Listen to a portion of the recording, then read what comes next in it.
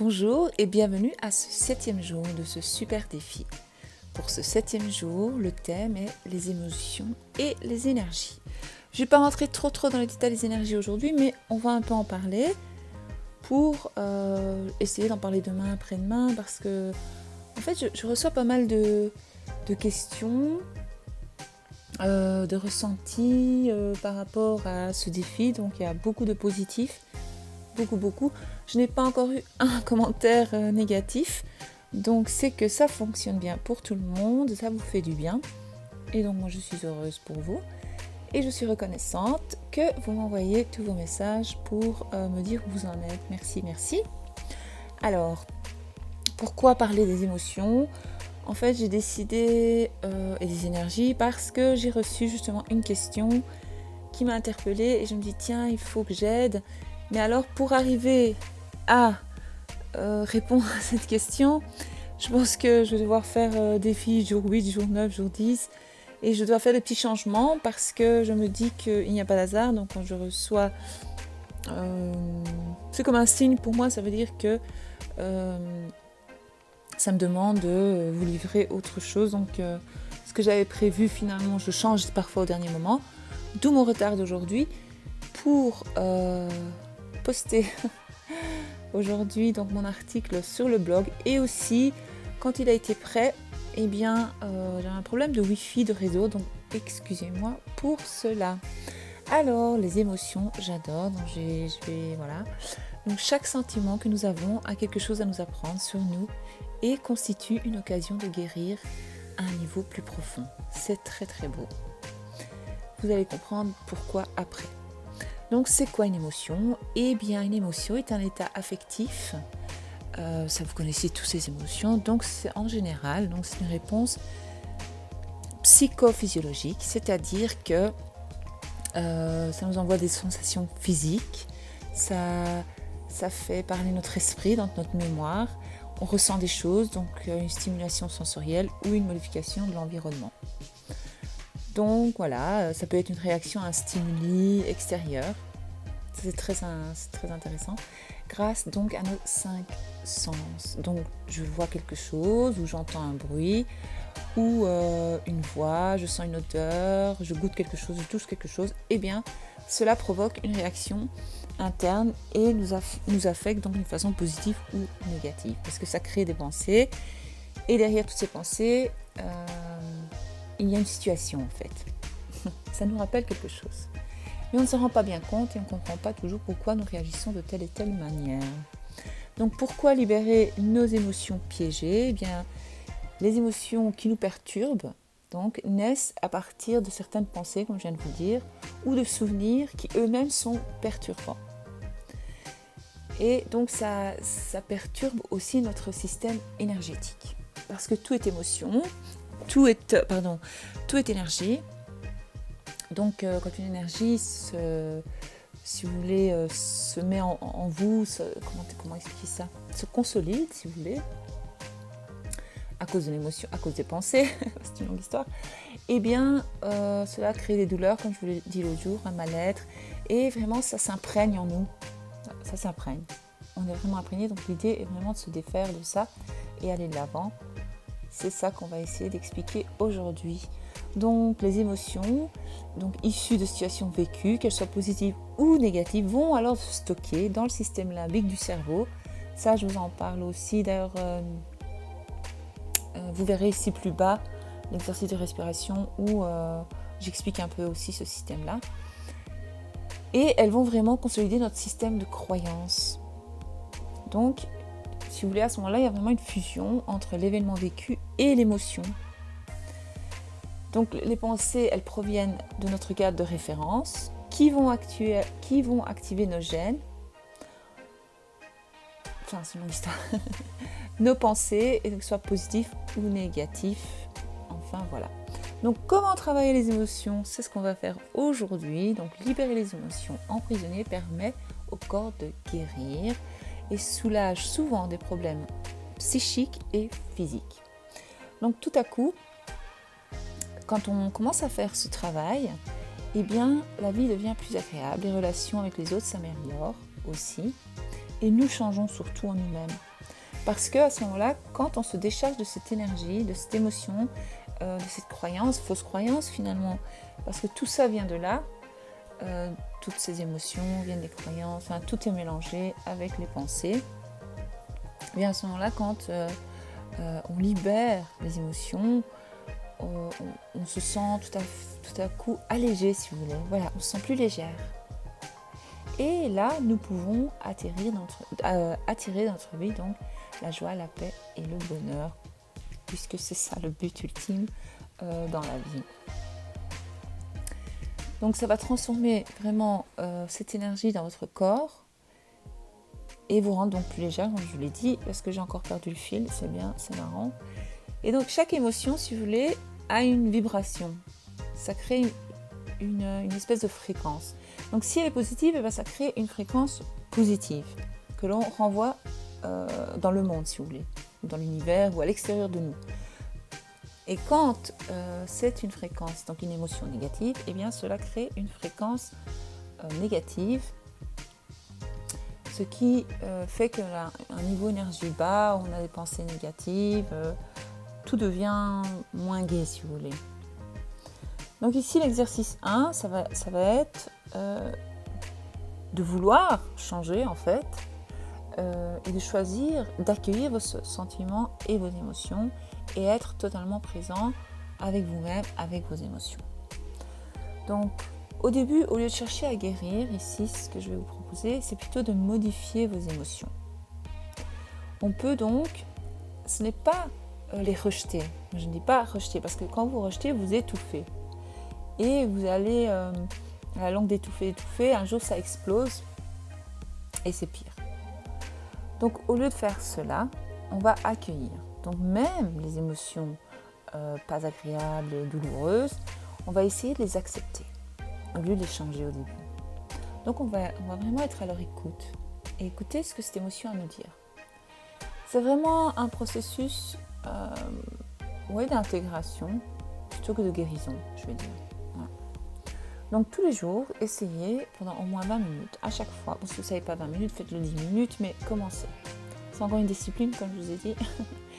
Chaque fois que vous réagissez fortement à une situation, donc il se passe quelque chose, un élément extérieur, il se passe, je sais pas moi, vous sentez quelque chose, un sentiment, quelqu'un vous dit quelque chose, ou vous voyez quelque chose et vous avez une réaction, d'accord, une émotion qui monte en vous, eh bien, n'oubliez pas de la noter. Moi, j'ai des petits cahiers partout dans la maison, donc je note, tiens, j'ai réagi comme ça à ce moment-là, c'est vrai que c'était disproportionné, ou j'ai ressenti ça, tel sentiment, telle émotion m'est venue, donc c'est très intéressant. Et puis, donc vous retirez tous les jours 20 minutes et vous vous autorisez donc à être présente avec vous-même et prendre le temps d'écouter.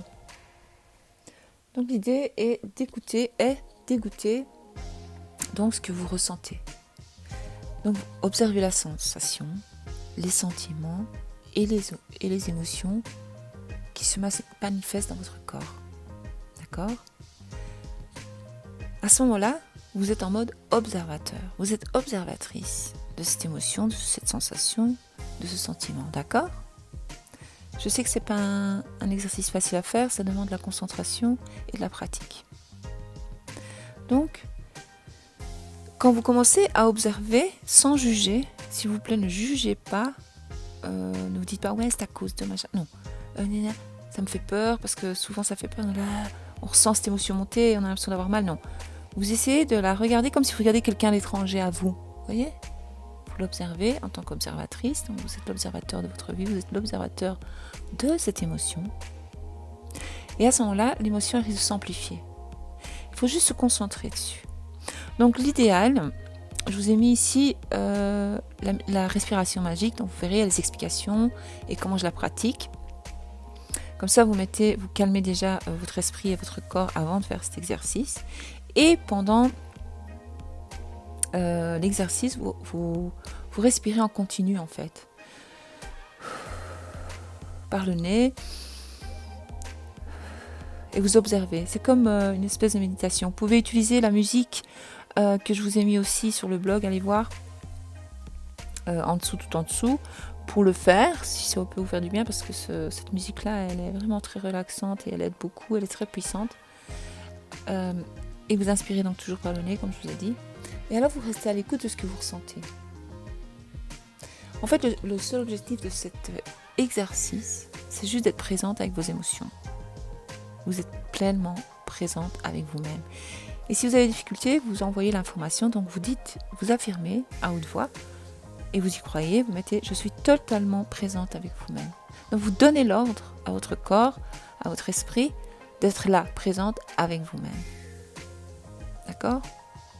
Vous pouvez le faire aussi avec des émotions positives, pas seulement avec des émotions négatives, évidemment. D'accord ? Mais malheureusement, la plupart des personnes sont plus à l'aise avec des états émotionnels négatifs que des états émotionnels positifs. Parce que même la joie, le bonheur fait peur. Vous savez, il y a des anciennes croyances, je me souviens quand j'étais petite, ou même encore j'entends ah, c'est pas bon de trop rire parce que ça porte malheur. Ou alors, ah, c'est pas bon signe, on était trop heureux, il va se passer quelque chose de négatif. Vous voyez, c'est toujours, ça ce sont des fausses croyances. Donc on a peur même des émotions positives finalement. Donc voilà, une fois que vous arrivez à contacter, trouver l'émotion, quelle qu'elle soit, d'accord, même si elle est inconfortable, eh bien l'idée est de savoir d'où elle vient et son origine, d'accord ? Donc vous allez vous poser ces 3 questions. Comment est-ce que je me sens ? D'accord ? Donc c'est vraiment le moment de ramener votre ressenti à la conscience et à la nommer. Et vous nommez ce qui se manifeste en vous. D'accord ? Et puis vous demandez à quelle occasion ai-je déjà ressenti cette émotion ? Bon, cherchez pas trop. La réponse elle viendra facilement parce que votre guide intérieur vous aidera. Il va vous en proposer une. Donc il ne faut pas chercher avec votre cerveau si vous voulez pas. Si vous voulez pas avec le mental en tout cas. Vous laissez venir les réponses à vous. Et donc à quelle occasion j'ai ressenti cette émotion ? Et puis vous la laissez venir à vous. Vous voyez ? Comme si vous regardez vers le ciel et vous sentez une goutte, vous savez, une goutte de pluie tomber, et boum, elle vient à vous, elle vient à vous. Et bien, c'est comme ça que la réponse, elle vient à vous, naturellement, elle vient en vous. Donc ça s'appelle, c'est votre intuition, c'est votre instinct qui vous envoie ça. Et puis, vous posez la question, quand ai-je éprouvé cette émotion pour la première fois dans ma vie ? Ne cherchez pas vraiment à influencer ou trop réfléchir, attends, c'était quand ? Vous laissez faire votre guide intérieur. Et même si vous n'avez pas la réponse tout de suite, vous aurez un flash dans la journée ou à un autre moment, en tout cas, quand vous serez moins dans absolument je veux savoir. Quand vous lâchez prise, et bien vous recevez des réponses. Voilà, je vous donne un exemple en fait. Voilà, exemple, vous revivez un moment. Par exemple, vous recevez donc un flash, une réponse, d'accord ? Et vous revoyez le moment où votre père vous a abandonné. Et alors à ce moment-là, ce que vous pouvez faire, c'est rassurer l'enfant, comme on a fait avec l'enfant intérieur l'autre jour. Et vous imaginez, donc vous vous rappelez de cette situation. Et alors vous imaginez que vous vous approchez de cet enfant, donc de vous enfant, de l'enfant que vous étiez à l'époque, pour le consoler et trouver le moyen pour répondre à ses besoins affectifs. Donc ça va vraiment aider à soulager. Donc ça, c'est l'exercice numéro 1. Allez voir sur le blog, tout est bien expliqué. 2. Sortez vos journaux.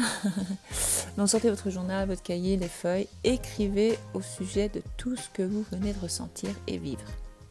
Ça va être vraiment une super façon de vous occuper de vous. Ce qui est top aussi, c'est que cela permet de comprendre et d'intégrer les expériences que vous vivez et que vous venez de vivre surtout. Donc voilà, ça c'est exercice 2. Exercice 3, commencer à transformer les ténèbres en lumière. Ça j'aime beaucoup. Donc après avoir pris le temps, donc tout ça n'est pas obligé de se faire en un jour. Moi je vous envoie ça parce qu'on a 10 jours, mais ce sont des choses qui peuvent prendre des semaines, des mois et des années. Ça dépend d'une personne à l'autre. Il y a des personnes en 24 heures, boum, c'est fait. Mais on doit quand même toujours revenir puisqu'on a toujours des émotions à soigner, à libérer, à guérir. Donc parce qu'on a vécu des centaines et des centaines de situations dans notre vie, donc il y a beaucoup d'émotions à travailler. Et vous laissez venir les émotions de toute façon. Donc ici, vous allez commencer à transformer les ténèbres en lumière. Donc, après avoir fait tout ce que je vous ai dit, donc apprendre à être présente avec vos émotions, comprendre les situations, eh bien, il est temps de transmuter tout ça, en tout cas de les voir d'un autre angle. L'idée est d'apprendre à accepter et comprendre que chaque situation, donc chaque chose négative dans notre vie on peut la voir comme une chose positive parce que ça nous apporte le positif. Vous allez dire non, c'est pas possible, toute cette souffrance, comment c'est possible que ça me ramène vers du positif, Val, si, vraiment franchement. Et c'est là que la gratitude intervient. Parce que quand vous vous rendez compte que c'est telle situation qui vous semblait négative à ce moment-là, où vous avez souffert, vous avez des traumas, eh bien, finalement, vous amenez à où vous êtes aujourd'hui, vous faites le travail et vous allez découvrir des belles choses et vous allez enfin savoir qui vous êtes, ce que vous voulez et atteindre le bonheur. C'est là que la vraie gratitude apparaît et c'est là que vous pouvez dire « Purée, je suis reconnaissante pour telle situation grave en fait, à ce moment-là qui me semblait grave, qui finalement ne l'est pas, si, il l'était peut-être, mais m'a ramené à comprendre que ceci, cela. » Voilà. Donc l'idée est vraiment d'apprendre à comprendre que chaque situation peut être et est positive en fait. En fait, c'est de voir le positif dans chaque chose, c'est de voir l'amour dans chaque chose, voir la beauté dans chaque chose. Et ça s'apprend, c'est pas en un jour que c'est faisable. Donc c'est un travail encore constant. Pour ne plus rester prisonnière des drames et des problèmes dans notre vie, eh bien, apprenons à switcher, donc à tourner la souffrance en valeur. Donc ça nous incite vraiment à nous poser de bonnes questions qui mènent à des réponses encore plus importantes qui vont, elles, libérer notre âme. Donc oui, la souffrance est une occasion de se développer. Aussi bizarre que cela puisse vous paraître, c'est comme ça. Moi, j'adore le contraste. Tout le temps, je dis que le contraste nous montre ce que nous voulons et ce que nous ne voulons pas. Donc, je vais vous poser la question, comment voulez-vous savoir ce que c'est être heureux si vous n'avez pas connu ce que c'est être malheureuse? Comment voulez-vous savoir ce que vous voulez si vous ne savez pas ce que vous ne voulez pas? Donc d'abord, on vit le négatif pour apprendre le positif. D'où on se dit pourquoi toute cette souffrance sur Terre? Eh bien, c'est pour ça. C'est bizarre, mais c'est comme ça. Donc maintenant, vous allez commencer à chercher tout ce que toutes ces situations contiennent de positif et enfin vivre et trouver le bonheur. Donc vous allez encore répondre à des questions, vous verrez, allez voir. Donc qu'est-ce que j'ai appris sur moi-même, sur ce que je veux? Maintenant que je comprends ce que je veux, que puis-je faire dans ma vie pour avancer dans cette direction? Quels sont les points positifs de cette situation? Que dois-je apprendre, etc., etc. Donc changer de point de vue en pivotant du négatif au positif nous permet seulement d'être maître de notre vie, mais surtout découvrir le bonheur. Alors l'affirmation du jour aujourd'hui, voilà, je l'ai écrit, ça m'est venu comme ça, tout seul, pendant que j'écrivais cet article. Je fais confiance à mes émotions pour me guider vers mon vrai chemin de vie. Je fais confiance à ma sagesse intérieure et à mon intuition. Je suis la seule à savoir ce qui me convient le mieux. Après tout ce travail, je vous propose d'un peu vous relaxer, de lâcher prise et de respirer. En écoutant la musique que je vous ai mise. Donc c'est vraiment une musique pour apaiser l'esprit, elle est relaxante, ça nous aide à éloigner les pensées négatives, c'est vraiment chouette. Elle est très puissante, cette musique, elle est relaxante, vous verrez. Donc écoutez-la, mettez-vous à part et prenez un moment pour vous, encore une fois. Ça, c'est l'exercice numéro 5. Maintenant, je vais aller plus loin pour essayer de répondre à la question d'hier soir. Si je retrouve, mais je ne sais pas, je pourrais faire ça demain aussi, mais bon, voilà, je vais essayer de faire ce que je peux. Je vous explique. En fait, essayez d'imaginer que cette vie, si vous voulez, est le reflet de toutes vos pensées, d'accord? Donc plus vous allez penser à quelque chose et plus vous allez l'attirer. Plus vous allez vous tracasser pour quelque chose, plus vous avez de chances que ça arrive. D'accord? Parce que vous allez l'attirer. Vous vous mettez à la fréquence de vous mettez à la fréquence et à l'énergie de cette pensée-là. D'accord? Imaginez que donc le monde, donc c'est le miroir, c'est comme un projecteur si vous voulez. Vos pensées, hop, elles envoient. Et c'est pour ça que vous vivez toujours les mêmes situations qui reviennent, parce que toutes vos pensées sont là, donc vous attirez via les pensées ce qui vous arrive en fait, sans le savoir, et vous répétez toujours le même. Donc c'est d'où l'importance de travailler les émotions, super important. J'ai une autre façon de travailler les émotions, en fait, ça je peux vous l'apprendre aussi, mais alors il faudrait que je fasse une vidéo pour vous montrer. En fait, j'ai une liste d'émotions, d'accord, et je demande à mon corps. Je demande à mon subconscient de me montrer ce qui se passe quand je n'arrive pas avec tout, parce qu'au début, avec toutes ces techniques que je vais nous expliquer, je n'y arrivais pas quand même. Parce que je pense que mon ego, il bloquait vraiment, il voulait pas. Des fois, quand c'est trop profond, quand la douleur est trop forte, il n'y arrive pas, ou quand on a oublié, parce qu'il peut arriver qu'il nous soit arrivé des choses enfants et on oublie. Peut-être pas si grave, mais comme je vous ai dit il y a quelques jours, pour l'enfant, c'était grave. D'accord? Pour la maturité de l'enfant à ce moment-là, c'était un trauma. Il ne s'est pas senti aimé, il ne s'est pas senti... il n'y avait pas quelqu'un pour l'épauler à ce moment-là et le rassurer. Il avait besoin d'être rassuré tout simplement pour avancer. Donc si vous voulez, la vie, c'est un chemin. D'accord? Quand vous êtes sur votre ligne de vie, parce que dans ces... si vous voulez, il y a plein de versions de nous. C'est compliqué. Bon, ça, c'est plus de la physique quantique. Donc il y a plusieurs versions de nous. Et l'idée est d'aller chercher notre être authentique, de le trouver, qui nous sommes réellement. C'est ça le but de la vie en fait. Et l'âme, donc quand elle vient, elle est pure conscience. D'accord? Donc c'est un bébé, comme je vous ai dit, bonheur, machin, il ne connaît pas la peur et tout. La seule peur qu'il a, c'est de tomber des bras de sa maman ou alors de se retrouver sans un de ses parents ou quelque chose comme ça. Mais il n'a pas encore vraiment conscience en fait. Et donc, il y a le chemin. Et vous êtes là et vous marchez, d'accord? Et puis, comme je vous ai dit, il y a le choix de tourner à gauche, à droite, tout droit. Je crois que je vous en ai parlé hier.